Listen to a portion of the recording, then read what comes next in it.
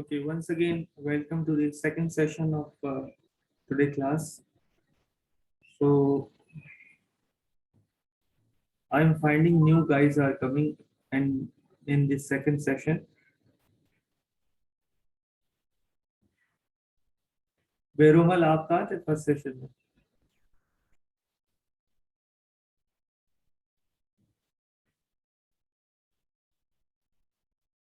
फिजा आप भी नहीं थी शायद फर्स्ट में.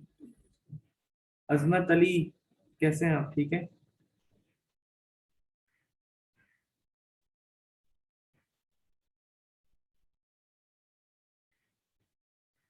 आवाज आ रही है मेरी आप लोगों को? यस सर, आपकी आवाज आ रही है. हाँ, तो बाकी स्टूडेंट्स शायद एब्सेंट है. Adiya Rabbani yes sir. First session में थी आप? Yes sir. अच्छा, चलो खैर. आपने क्वेश्चन सॉल्व किए? Question yes number sir. 1 बाकी पार्ट सॉल्व कर लिया? क्वेश्चन क्या? नंबर 1 के सर आप. Yes sir. जी बताएं क्या आंसर आएगा. सर मैंने 6 और 7 किया था क्योंकि आपने पहले वाले करवा लिए थे ना. हाँ, 6 और 7 का आंसर क्या आ रहा है बताएं. 6 का सर एसेट्स हमारे 60,000 है और 7 के हमारे एसेट 18,000 आई थिंक. हाँ, एक्सपेंस फाइंड आउट करना है ना. एक्सपेंस हमारा 6 का जो है वो यस सर. सॉरी. 60,000 है और 60,000 18,000. सही सही बता रहे हैं. बाकी स्टूडेंट्स का भी यही आंसर आ रहा है. Yes sir. जी सर, ये आंसर आ रहा है सर. Yes sir. हाँ, यही. मैं स्क्रीन शेयर करके आपको दिखा भी देता हूँ किस तरह सॉल्व करना है 6 और 7, क्योंकि बाकी सॉल्व कर लिया था हमने. The expenses of business entity having assets, having revenue rupees 75,000 and net income का मतलब है प्रॉफिट rupees 15,000. अब आपको ये फॉर्मूला आपने लिखा इक्वेशन और आपने फाइंड आउट किया. एक्सपेंसेस आपका आ रहा है 60,000 और सेकंड जो सबसे लास्ट था वो 7th, उसमें आपका एक्सपेंस की वैल्यू आ रही है 18,000 क्योंकि आपको लॉस गिवन है 2,000 का. आप लोगों ने इसी तरह सॉल्व किया होगा उम्मीद करता हूँ. सर. जी सर. ठीक है, तो we have done the question number 1. Now we are moving to the further parts of the questions.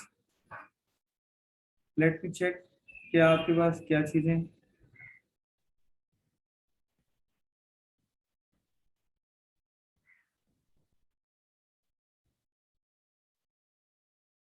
एक क्वेश्चन है, इसको किस तरह सॉल्व करेंगे आप? चलें, मैं आपको कैटेगरीज कुछ करवा रहा हूँ आज.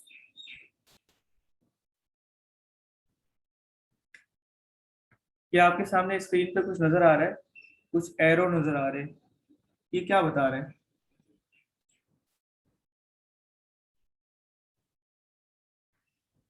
सर एसेट्स की भी एक दो कैटेगरीज है और ये लायबिलिटीज की भी दो कैटेगरीज है. हाँ, एसेट्स और लायबिलिटीज की दो कैटेगरीज हैं.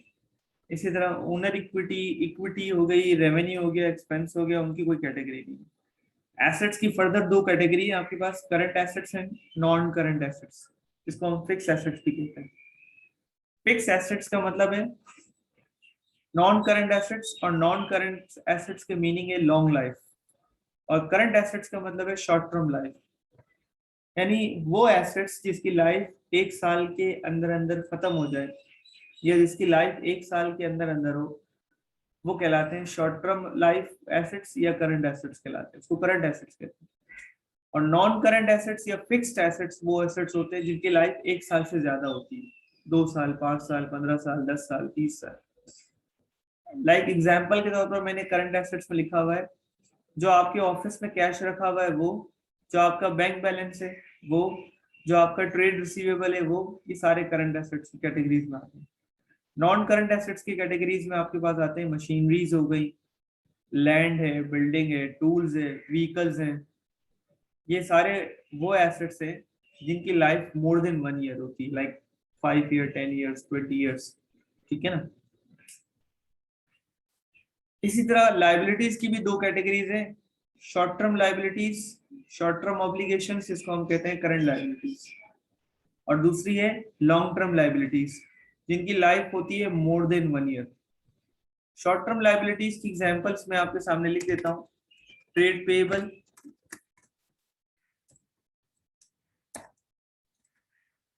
Salaries payable, etcetera etcetera. यानी जिसकी लाइबिलिटी या आपकी जो पे ऑफ करने की लाइबिलिटी है, जिससे आपने उधार में खरीदा है या कंपनी के एम्प्लॉयज को सैलरी पे करनी है, वो बिजनेस की लाइबिलिटी तो कहलाती है, लेकिन वो शॉर्ट टर्म लाइबिलिटी होती है, उसको हम करंट लाइबिलिटी कहते हैं। लॉन्ग टर्म लाइबिलिटीज में लेट्स सपोज अगर आपने बैंक से जाके लोन लिया हुआ, जब आप बैंक से जाके लोन लेते हैं तो नॉर्मली बैंक से शॉर्ट टर्म लोन भी लिया जाता है और लॉन्ग टर्म लोन भी लिया जाता है, और नॉर्मली लॉन्ग टर्म लोन लिया जाता है 10 साल के लिए, 20 साल के लिए, 50 साल के। जो बड़े बड़े बिजनेस हैं वो लॉन्ग टर्म लोन लेते हैं ना, तो bank loan is and the example of long term liability.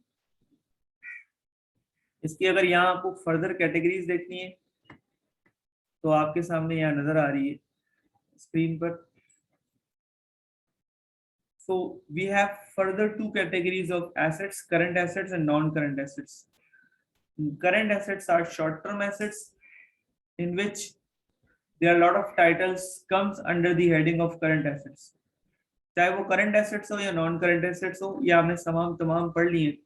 Cash in hand, cash at bank, trade receivable, notes receivable, bills receivable, deposits, prepaid expenses, advance to supplier, office supplies, sales supplies, store supplies. These titles comes under the heading of current assets. Land, building, equipments, devices, furnitures, fixture, vehicle, machinery, tools and spare parts are comes under the heading of non-current assets. Yes, Bareera आप कुछ कह रही? Sir आपने जैसे बताया कि salary payable जो है वो हमारे शॉर्ट टर्म लायबिलिटी में आता है। सर तो मतलब 1 साल के बाद क्या होगा अगर 1 साल तक उसने पे नहीं किया उसको सैलरी, तो 1 साल के बाद?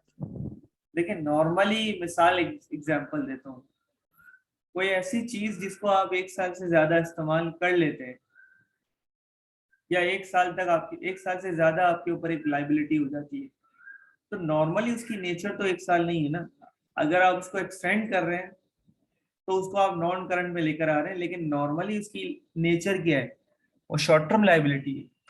अगर एम्प्लॉयज को बिजनेसेस क्या करते हैं, मंथ के एंड में सैलरी पे कर देते हैं, मे भी हो सकता है कि वो किसी एम्प्लॉयज को मंथ के एंड में सैलरी पे ना करे या नेक्स्ट मंथ की 15 तारीख तक पे कर ले या 2 मंथ की एक साथ सैलरी पे करे। तो नॉर्मली जो बिजनेसेस के ऊपर लाइबिलिटी होती है वो ये सैलरीज पेएबल की लाइबिलिटी होती है, वो शॉर्ट टर्म लाइबिलिटी होती है, ना कि वो लॉन्ग टर्म होती है। अगर कोई बिजनेस 1 साल से ज्यादा अपने एम्प्लॉयज को सैलरी नहीं दे रहा तो वो लॉन्ग टर्म लाइबिलिटीज की कैटेगरीज में नहीं आएगा। नेचर वाइज उसकी क्या है, नेचर क्या है, नेचर ये है कि एम्प्लॉयज को सैलरीज जो है वो 1 महीने की या 2 महीने की मिल जाती है एक साथ। तो बिजनेस के ऊपर लाइबिलिटी होती है जब तक कम अपने एम्प्लॉयज को सैलरी पे ना करे, तो होती है वो शॉर्ट टर्म लाइबिलिटी है बाय नेचर।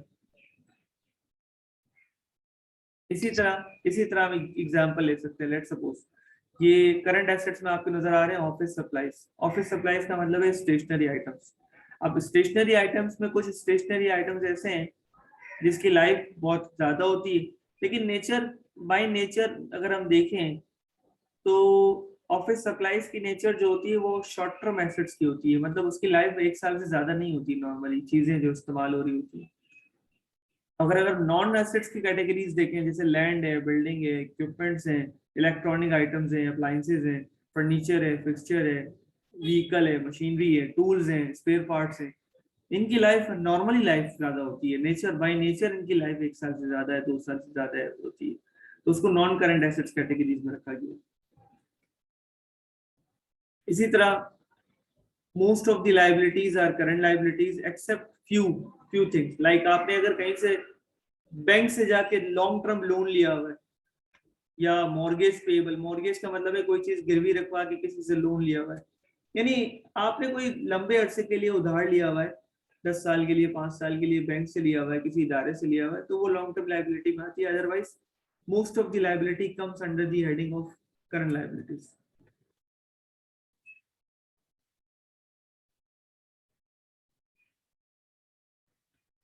ठीक है, क्लियर हो गई बात? क्लियर हो गई आपको? तमाम स्टूडेंट्स को क्लियर हो गई? Yes sir. अच्छा, अब मैं अकाउंटिंग इक्वेशन को जरा सा चेंज करूंगा, देखिएगा। अकाउंटिंग इक्वेशन अभी हमने पढ़ी थी कि assets is equal to liabilities plus owner equity, आपने सॉल्व भी किए क्वेश्चन 2-3। जी स्टूडेंट्स, ये बड़ा इंपॉर्टेंट पार्ट जरा बताने जा रहा हूँ, समझिएगा। अब हम एसेट्स की भी फर्दर दो कैटेगरी कर दी, current assets and non current assets. अगर हम देखें कि एसेट्स किसके इक्वल हो गया, current assets plus non current assets, अगर हम दोनों को सम कर दें तो वो एसेट्स के इक्वल हो जाएगा। अब मैं इस इक्वेशन में, ये बेसिक इक्वेशन जो सामने ऊपर लिखी हुई है, इसको मैं जरा हाईलाइट कर लूं ताकि आपको समझ में आ जाए। किस कलर से करूं, ब्लू से कर दूं और राइटिंग इसकी लाइट कलर से कर देता हूं।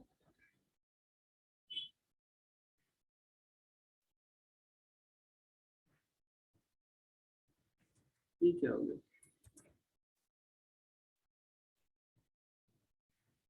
जी, ये बेसिक इक्वेशन जो आपके सामने नजर आ रही है, assets is equal to liabilities plus owner equity. अब मैं एसेट्स की जगह पे क्या लिख रहा हूँ जरा देखिएगा, इक्वेशन चेंज होकर ये हो गई है, इज इक्वल टू के लेफ्ट हैंड साइड पर आपको मैंने एसेट्स की जगह लिख दिया सीए प्लस एनसीए। सीए का मतलब है करंट एसेट्स और एनसीए का मतलब है नॉन करंट एसेट्स। इन दोनों को सम करेंगे तो वो एसेट्स बन जाएगा। समझ में आ रही है आपको? मैंने एसेट्स की जगह पर सीए प्लस एनसीए कर दिया और इज इक्वल टू के राइट हैंड साइड पे कोई भी चेंजिंग नहीं की मैंने। लाइबिलिटीज को लाइबिलिटीज रहने दिया, प्लस को प्लस रहने दिया, ओनर इक्विटी को ओनर इक्विटी रहने दिया। नेक्स्ट पे आते हैं। नेक्स्ट स्टेप ये कहता है कि लाइबिलिटीज की भी दो कैटेगरीज होती हैं, current liabilities and long term liabilities. तो CL stand for current liabilities and LTL stands for long term liabilities. इन दोनों को प्लस कर दें तो वो करंट लाइबिलिटीज बन जाएंगी, टोटल लाइबिलिटीज बन जाएंगी। तो मैंने इक्वेशन क्या चेंज करके कर दी, ये वाली इक्वेशन कर दी, जरा देखिएगा। इक्वल टू के लेफ्ट हैंड साइड पे मैंने कर दिया सीए प्लस एनसीए, ये आपका एसेट है, टोटल एसेट्स, ठीक है। उसके बाद मैंने इक्वल टू की साइन लगाई और लाइबिलिटीज की जगह मैंने लिख दिया CL plus LTL, current liabilities plus long term liabilities, और प्लस की जगह प्लस और ओनर इक्विटी की जगह ओनर इक्विटी लिख दिया। जी, क्वेश्चन चेंज होकर आपको समझ में आ रही है क्या हो गई? Yes sir.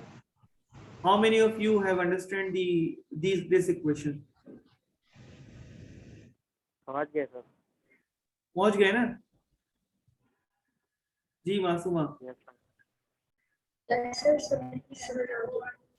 मैंने एसेट्स की जगह लिख दिया सीए प्लस एनसीए, दोनों को सम कर दो तो वो एसेट हो जाएगा। और लाइबिलिटी की जगह लिख दिया CL plus LTL, current liabilities plus long term liabilities. सही है, क्लियर हो गई बात? चलें आगे आते हैं। ये आपके पास एक क्वेश्चन है,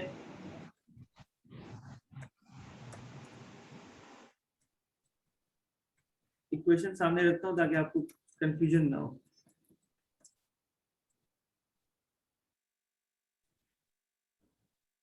उम्मीद है आपको नजर आ रहा होगा।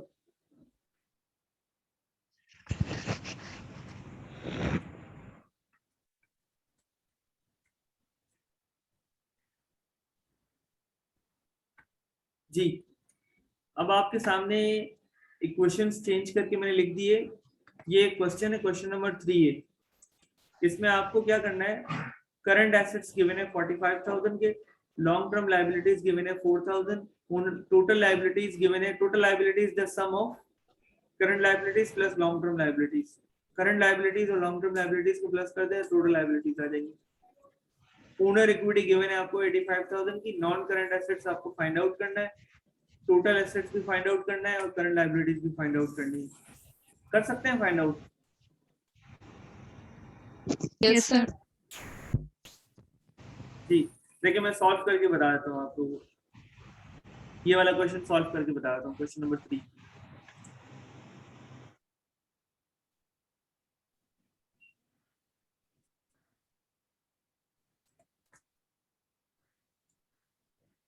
सबसे पहले क्या करते हैं, क्वेश्चन नंबर 3 के अंदर हम क्या फाइंड आउट करते हैं, एक मिनट में।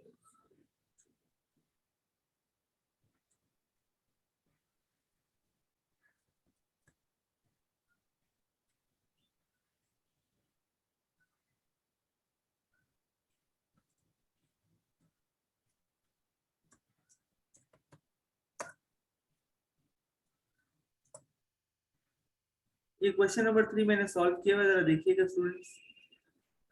सबसे पहले हम निकालते हैं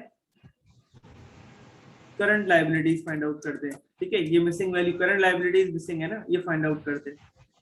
हमने टोटल लायबिलिटीज का फॉर्मूला लिखा, टोटल लायबिलिटीज या liabilities equal to current liabilities plus long term liabilities, यानी करंट और लॉन्ग टर्म लायबिलिटीज को प्लस कर दें तो टोटल लायबिलिटीज आ जाएंगी।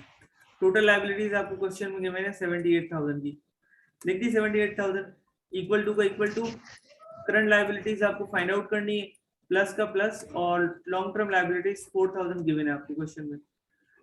जब आपने इसको सॉल्व किया तो करंट लायबिलिटीज आपके पास कितनी आ गई, 74,000। जी स्टूडेंट्स, समझ में आ रहा है आप लोगों को?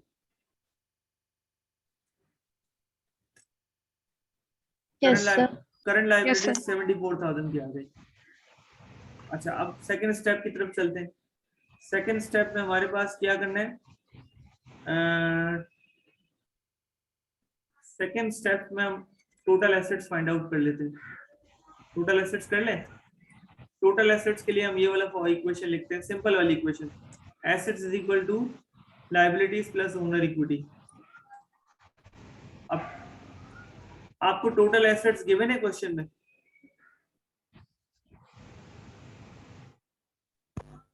नो सर, फाइंड आउट करना है। टोटल एसेट्स को फाइंड आउट करना है, सॉरी।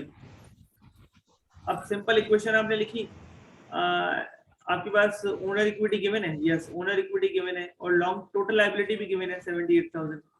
तो लायबिलिटीज को और ओनर इक्विटी को सम कर दें तो आपके पास टोटल एसेट्स नहीं आ जाएगा 163 का। क्या किया है मैंने, लायबिलिटीज और ओनर इक्विटी को प्लस कर दिया तो आपके पास टोटल एसेट्स आ गया 1,63,000। तो आपने सेकंड चीज को फाइंड आउट कर ली। तीसरी आपको क्या चीज फाइंड आउट करनी है, non current assets find out करना है। नॉन करंट एसेट्स के लिए ये वाला फॉर्मूला लिख देंगे, total assets is equal to current assets plus non current assets. अब टोटल एसेट्स की जगह आपने 1,63,000 लिख दिया, इक्वल टू की जगह इक्वल टू लिख दिया, 45,000 की जगह 45, ये करंट एसेट्स की जगह करंट एसेट लिख दिया जो कि क्वेश्चन में गिवन है 45,000, और non current assets find out करना है। तो आपने इक्वेशन को सॉल्व किया तो आपके पास नॉन करंट एसेट्स की वैल्यू आ गई 11,800,000। तीनों चीजें हमने फाइंड आउट कर ली, करंट लायबिलिटी भी फाइंड आउट कर ली, टोटल एसेट्स भी फाइंड आउट कर लिया, और नॉन करंट एसेट्स भी फाइंड आउट कर लिया। Is there any confusion? No sir. बाकी स्टूडेंट्स भी बता दें, कोई कंफ्यूजन है तो मैं समझा दूं उसको। नो सर, क्लियर है।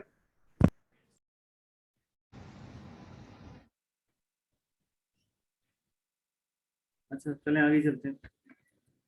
ये नेक्स्ट क्वेश्चन है, क्वेश्चन नंबर 4। क्वेश्चन नंबर 4 नहीं, इसको कहाँ गया, 3 के बाद 4 कहाँ गया?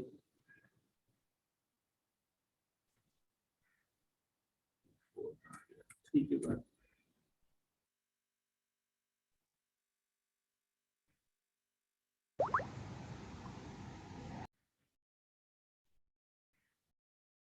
क्वेश्चन नंबर 4 कहाँ गया? सवाल ये है कि क्वेश्चन नंबर 4 कहाँ गया?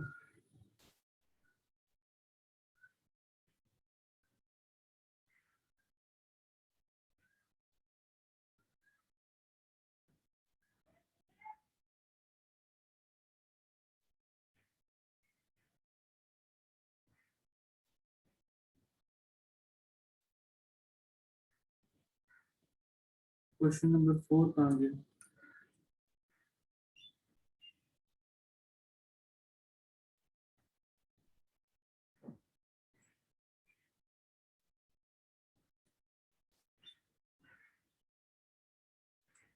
हाँ क्वेश्चन नंबर 4 ये रहा, इसको कॉपी कर लेता हूँ।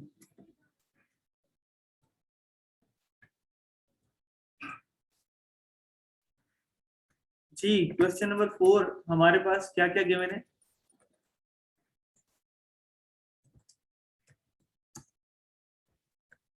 आपके लिए आसानी हो जाएगी, मैं अभी क्लियर कर देता हूँ चीजें।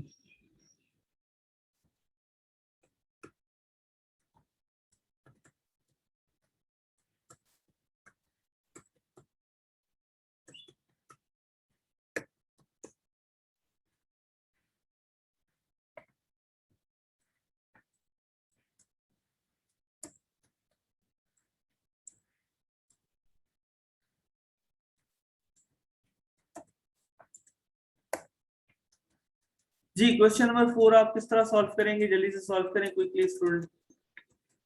कोई स्टूडेंट है जो स्क्रीन शेयर करके या अपना कैमरा ऑन करके सॉल्व कर सकता है क्वेश्चन नंबर 4 को।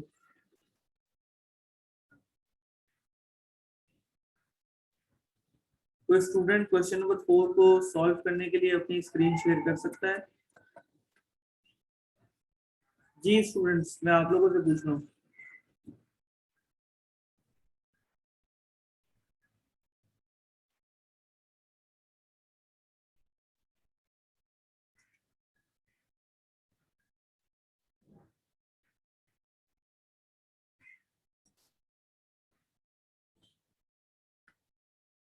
किसी ने भी आंसर नहीं दिया मुझे तो। इजहार आप कर सकते हैं क्वेश्चन सॉल्व।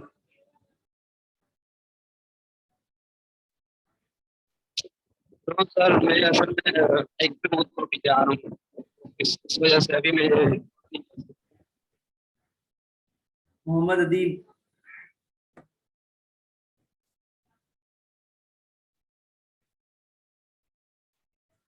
अच्छा खैर स्टूडेंट, मैं करवाता हूँ क्वेश्चन नंबर 4।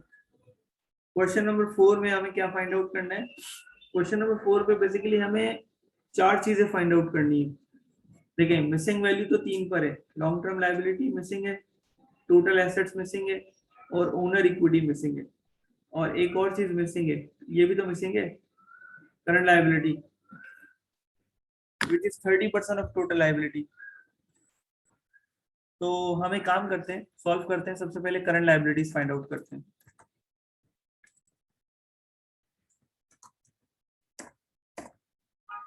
करंट लायबिलिटीज को फाइंड आउट करने के लिए तरीका ये है कि ऊपर लिखा हुआ है 30% ऑफ टोटल लायबिलिटी। अब टोटल लायबिलिटी आपकी है 70,000। टोटल लायबिलिटी कितनी है ऊपर क्वेश्चन में गिवन है ना, 70,000 गिवन है, और आप करंट लायबिलिटीज फाइंड आउट कर रहे हैं। तो करंट लायबिलिटीज फाइंड आउट करने के लिए कह रहा है कि current liability is the 30% of total liability. यानी अगर आप इसको 70,000 को 30 से 30% निकालेंगे, 30% निकालने के तरीके 30 divide by 100 multiply by 30 divide by 100। ये 30% निकालेंगे 70,000 का। 70,000 का 30% अगर हमने निकाला तो कितना आंसर आ रहा है? कोई स्टूडेंट्स बताएगा करंट लायबिलिटीज का आंसर कितना आ रहा है? 21,000 ये 21,000 आपके पास करंट लायबिलिटीज आ गई। चले नेक्स्ट स्टेप पे जाते हैं, long term liability find out करते हैं, LTL। अच्छा LTL आपको पता है, LTL find long term liabilities find out करने का सिंपल तरीका मैं बता देता हूँ। Total liabilities is equal to current liabilities plus long term liabilities. अब आपके पास टोटल लायबिलिटी 70,000 गिवन है क्वेश्चन में, इज इक्वल टू का is equal to current liabilities आपने अभी फाइंड आउट की है। कितनी फाइंड की है करंट लायबिलिटीज? 21,000 प्लस का प्लस, और लॉन्ग टर्म लायबिलिटीज आपको फाइंड आउट करनी है, LTL फाइंड करना है। क्या करेंगे सर? माइनस करेंगे, माइनस कर देंगे, इक्वल 49,000 आएगा। 70 माइनस 21,000, तो आपका आंसर आएगा 49,000। ये 49,000 आपका लॉन्ग टर्म लायबिलिटी आ गई। सही है, क्लियर हो गई बात। लॉन्ग टर्म लायबिलिटीज भी हमने फाइंड आउट कर ली। तीसरी चीज हम फाइंड आउट करने के लिए जा रहे हैं टोटल एसेट्स। हो जाएगा टोटल एसेट्स फाइंड आउट, आसान है। Total assets is equal to current assets plus non current assets. ठीक है, अब आप देखते हैं जरा, टोटल एसेट्स फाइंड आउट करना है हमें। करंट एसेट्स हमें गिवन है क्वेश्चन में। Yes sir. Yes sir. अच्छा, plus non current assets given है। Yes sir. दोनों को सम कर दें तो टोटल एसेट्स आ जाएगा आपके पास 1,55,000। 1,55,000। या आपका क्या है? Total assets. टोटल अच्छा, अब टोटल एसेट्स भी आपको आ गया और टोटल लायबिलिटीज आपको गिवन है। ओनर इक्विटी फाइंड आउट कर लेंगे, कर लेंगे, ये आप कर लीजिएगा खुद। क्वेश्चन नंबर 4 के अंदर जो ओनर इक्विटी मिसिंग है वो आप फाइंड आउट कर लीजिएगा। अब आ जाए क्वेश्चन नंबर 5 की तरफ, which is very important question from examination point of view.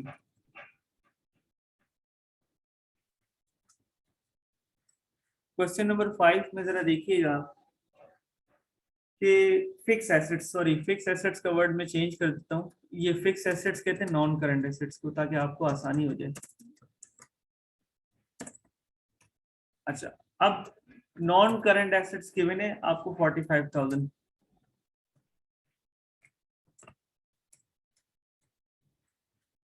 ठीक है, नॉन करंट एसेट्स आपको 45,000 का गिवन है।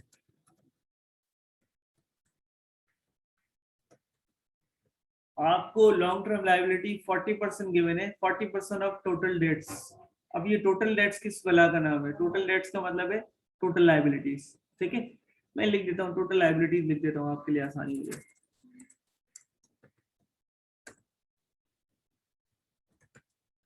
अच्छा, अब बताएं कि नॉन करंट एसेट्स 45,000 के गिवन है, लॉन्ग टर्म लायबिलिटी 40% गिवन है, 40% ऑफ टोटल लायबिलिटी, और करंट लायबिलिटीज आपको अमाउंट गिवन है, टोटल एसेट्स गिवन है, ओनर इक्विटी फाइंड आउट करनी है, टोटल लायबिलिटीज फाइंड आउट करनी है, और करंट एसेट्स फाइंड आउट करने हैं।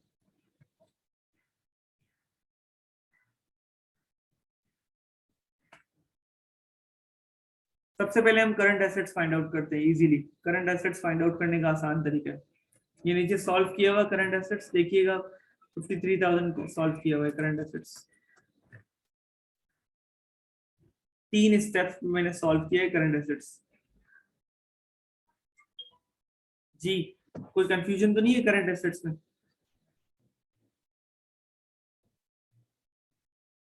No sir. चलिए आगे चलते हैं।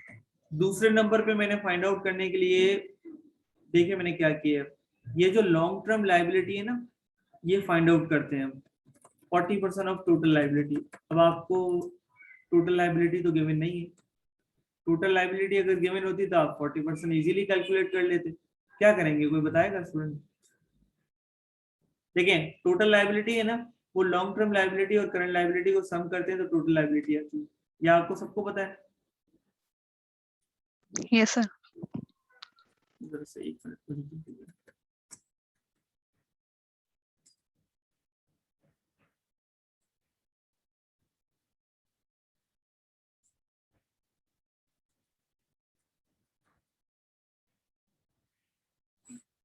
कहाँ था मैं, क्या बता रहा था? हाँ ये। अब देखिए यहाँ पर मैं 3 चीजें बता रहा हूँ, जरा समझिएगा दोबारा से। Total liability is the sum of current liability plus long term liability. अगर आपको पता है कि लॉन्ग टर्म लायबिलिटी 40% है टोटल का, तो लॉन्ग टर्म लायबिलिटी अगर 40% है और टोटल हमारा 100% है, तो करंट लायबिलिटी कितना परसेंट होगा? 100 माइनस 40 करेंगे 60 तो आ जाएगा 60% आ जाएगा। सर। ठीक है, ठीक है। अब आपको ये तो परसेंटेज में पता लग गया कि किसका कितना परसेंटेज है। टोटल का 100% है, करंट लायबिलिटी का 60% है, लॉन्ग टर्म लायबिलिटी का 40% है। अब आपको ये भी पता लगना चाहिए कि अमाउंट किस किस की गिवन है आपके पास। टोटल की अमाउंट गिवन नहीं है, टोटल को क्वेश्चन मार्क लगा दिया, इक्वल टू की इक्वल टू करंट लायबिलिटीज आपको गिवन है 36,000 क्वेश्चन के अंदर, ये रही, और लॉन्ग टर्म लायबिलिटीज भी आपको गिवन नहीं है अमाउंट में, परसेंटेज में तो गिवन है। अच्छा, आप क्या करेंगे, जब आपको टोटल लायबिलिटीज फाइंड आउट करनी है ना, and which is 100%, total liabilities कितना परसेंट है? 100% है। अगर टोटल लायबिलिटीज फाइंड आउट करनी है और आपको करंट लायबिलिटीज की अमाउंट गिवन है, करंट लायबिलिटीज की अमाउंट भी गिवन है, करंट लायबिलिटीज की परसेंटेज भी गिवन है। करंट लायबिलिटीज की अमाउंट है 36,000 एंड करंट लायबिलिटीज की परसेंटेज है 60%। तो आप क्या करेंगे, 36,000 और 60% को इस्तेमाल करते हुए आप 100% वैल्यू निकाल लेंगे, विच इज 60,000। ये आ गई आपके पास टोटल लायबिलिटीज। इसको किस तरह सॉल्व करेंगे? 36,000 जो आपके पास करंट लायबिलिटीज गिवन है ना, उसको डिवाइड कर दें करंट लाइबिलिटीज की परसेंटेज से और मल्टीप्लाई कर दें उसको 100 से, ताकि आपके पास 100% आ जाएगा और 100% की जो अमाउंट आएगी वो आएगी 60,000 आपके पास आ जाएगी। ये जो 60,000 की अमाउंट आपके पास आ रही है ना, ये आपकी टोटल लाइबिलिटीज है। आपने क्या किया, उस 60% की हेल्प से 100% अमाउंट फाइंड आउट कर ली और 100% अमाउंट आपके पास आ गई 60,000। ठीक है, क्लियर है स्टूडेंट्स? तो टोटल लाइबिलिटी 60,000 आपके पास आ गई। तो लॉन्ग टर्म लाइबिलिटीज कितनी होगी? खैर लॉन्ग टर्म लाइबिलिटीज हमें फाइंड आउट करनी भी नहीं है, हमने टोटल लाइबिलिटीज फाइंड आउट करनी थी, वो हमने कर ली। टोटल लाइबिलिटीज हमारे पास 60,000 की आ गई। अब आपके पास टोटल एसेट्स भी गिवन है और टोटल लाइबिलिटीज हमने फाइंड आउट कर ली। टोटल एसेट्स क्वेश्चन में गिवन है, ये रहे टोटल एसेट्स गिवन है, टोटल लाइबिलिटीज हमने फाइंड आउट कर ली। ओनर इक्विटी फाइंड आउट कर लेंगे आप लोग? ये ओनर इक्विटी फाइंड आउट कर लेंगे, कोई मसला नहीं है। इसी तरह तीसरी चीज है करंट एसेट्स। अब देखें टोटल एसेट्स गिवन है, नॉन करंट एसेट्स गिवन है, करंट एसेट्स फाइंड आउट करने में क्या मसला है? करंट एसेट्स भी फाइंड आउट हो जाएगा आपका इजीली। जो ये वाला स्टेप था ना, ये वाला थोड़ा मुश्किल था। टोटल लायबिलिटीज किस तरह फाइंड आउट करते, ये वाला स्टेप थोड़ा मुश्किल था। ठीक है, आगे चलें।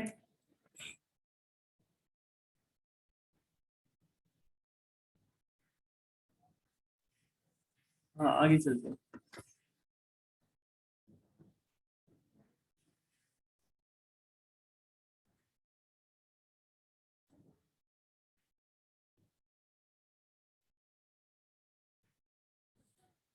यहाँ पर आपको सामने एक वर्कशीट नंबर 6 नजर आ रही है, अकाउंटिंग इक्वेशन की। अच्छा अब ये क्या है, कोई क्वेश्चन, कोई स्टूडेंट क्वेश्चन पढ़ेगा क्या लिखा हुआ है?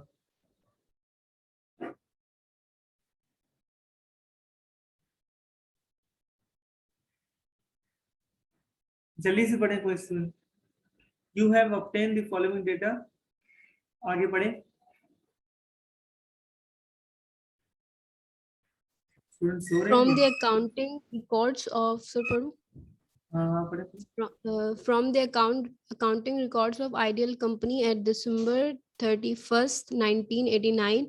However, certain figures could not be properly read, and you are to determine the missing figure. Show the working applied to arrive at these figures. अच्छा आपके सामने डिफरेंट टाइटल्स गिवन है। टाइटल्स का मतलब है जो आपने अभी टाइटल्स पढ़े ना, एसेट्स के कैटेगरीज में कौन कौन से टाइटल्स आते हैं, लायबिलिटीज की कैटेगरीज में कौन कौन से टाइटल।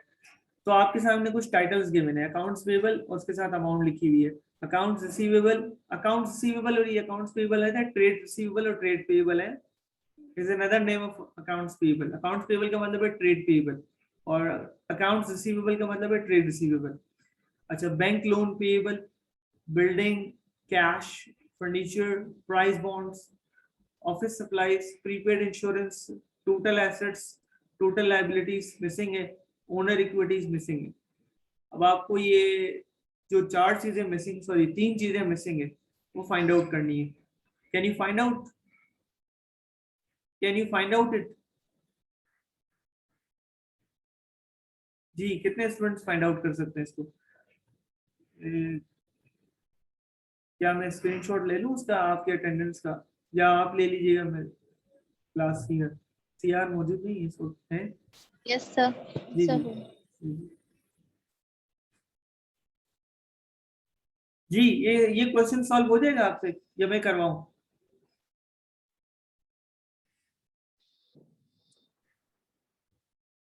चले मैं करवा देता हूँ, देख लें आप।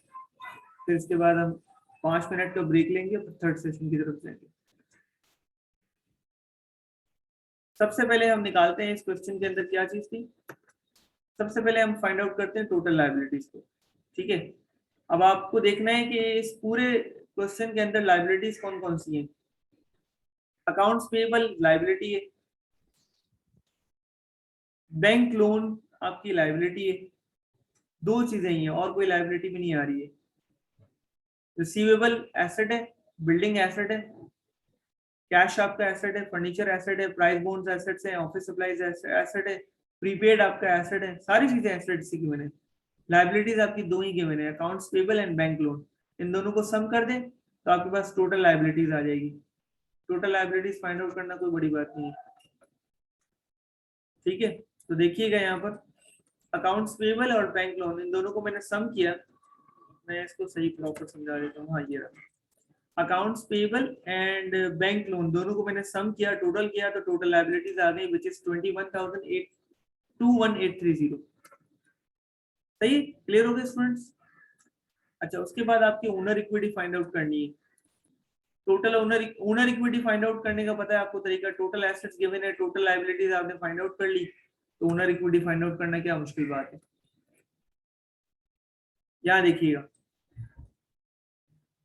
टोटल एसेट्स आपको गिवन है 91,630 के, इक्वल टू लायबिलिटीज आपने निकाल ली ऊपर 21,830, यहाँ से आपने निकाली, और आप ओनर इक्विटी फाइंड आउट करना चाह रहे हैं, तो माइनस कर देंगे तो आपके पास ओनर इक्विटी की वैल्यू आ जाएगी 69,800। ठीक है, दो चीजें फाइंड आउट कर ली, टोटल लायबिलिटीज भी फाइंड आउट कर ली, ओनर इक्विटी भी फाइंड आउट कर ली। अब हम अकाउंट रिसीवेबल फाइंड आउट करेंगे। अकाउंट रिसीवेबल फाइंड आउट करने का तरीका बता दो। चलें, टोटल एसेट्स की इक्वेशन लिखेंगे। Total assets equal to receivable, building, cash, furniture, prize bonds, office supplies and prepaid insurance. ये आपको सारे के सारे टाइटल्स क्वेश्चन में गिवन है। रिसीवेबल्स भी गिवन है, बिल्डिंग भी गिवन है, कैश भी गिवन है, फर्नीचर भी गिवन है, प्राइस बॉन्ड्स भी गिवन है, ऑफिस सप्लाईज भी गिवन है और प्रीपेड इंश्योरेंस भी गिवन है। लेकिन इन तमाम चीजों में से एक वैल्यू मिसिंग है, रिसीवेबल की वैल्यू मिसिंग है। देखिए क्वेश्चन में रिसीवेबल की वैल्यू मिसिंग है, ट्रेड रिसीवेबल या अकाउंट रिसीवेबल मिसिंग है। तो रिसीवेबल की जगह आप ब्लैंक छोड़ दें, रिसीवेबल को रिसीवेबल रहने दें। 91,630 आपका टोटल एसेट्स है, इक्वल टू बाकी वैल्यूज जो आपको गिवन है वो लिखते हैं। बिल्डिंग की वैल्यू गिवन है, कैश की वैल्यू गिवन है, furniture, prize bond, office supplies, prepaid, इन तमाम वैल्यूज को सम कर दें। इन तमाम वैल्यूज को सम कर दिया तो आपके पास आंसर आ गया 81,630, और टोटल एसेट्स आपका है 91,630। अब ये 91,630 में 81,630 को आप माइनस कर दें। अब इक्वेशन को सॉल्व करना है ना, तो आपके पास रिसीवेबल की वैल्यू आ जाएगी 10,000, आपके पास रिसीवेबल आ जाएगा। किसी स्टूडेंट को कंफ्यूजन है तो दोबारा पूछ ले। रिसीवेबल फाइंड आउट करना है, आपको एसेट्स का टोटल पता है 91,630। एसेट्स की कैटेगरीज में जितने भी एसेट्स आते हैं उन तमाम एसेट्स की वैल्यू आपको क्वेश्चन में गिवन है, सिर्फ रिसीवेबल की वैल्यू गिवन नहीं है। रिसीवेबल की वैल्यू आप किस तरह निकालेंगे कि आप रिमेनिंग एसेट्स का टोटल करेंगे, वो आएगा 81,630। रिमेनिंग एसेट्स का टोटल आया 81,630, और उसको टोटल एसेट्स में से माइनस कर देंगे तो आपके पास रिसीवेबल की वैल्यू आ जाएगी। या आपका ट्रेड रिसीवेबल कहलाता है, अकाउंट रिसीवेबल कहलाता है। तो क्वेश्चन नंबर 5 हमने सॉल्व कर लिया है। 5 मिनट का ब्रेक लेते हैं। 5 मिनट के ब्रेक के बाद हमारा थर्ड सेशन स्टार्ट होगा, और थर्ड सेशन में एक मिनी क्विज होगा। 5 मिनट की ब्रेक बाद